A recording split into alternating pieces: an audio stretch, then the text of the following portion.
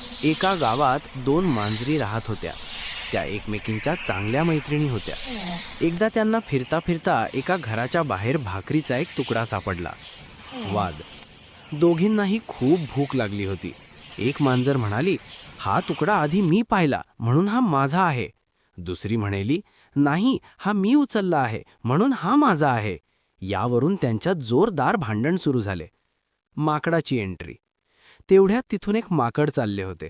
त्याने पाहिले की दोघी भांडत आहेत. त्याने विचार केला, यांच्या भांडणात आपला फायदा करून घेऊया. माकड त्यांच्या जवळ गेले आणि म्हणाले, अरे तुम्ही दोघी मैत्रिणी असून का भांडताय? थांबा, मी या भाकरीचे 2 समान भाग करून देतो. वादाचा निकाल. माकडाने एक तराजू आणला. त्याने भाकरीचे 2 तुकडे केले आणि तराजूच्या 2 पारड्यात ठेवले. एक तुकडा थोडा मोठा झाला तर माकडाने तो तुकडा कुरतडून खाल्ला. आता दुसरे पारडे जड झाले, मग त्याने त्यातील थोडा भाग खाल्ला. असे करता करता माकडाने पूर्ण भाकरी हळूहळू संपवून टाकली. मांजरी बघतच राहिल्या.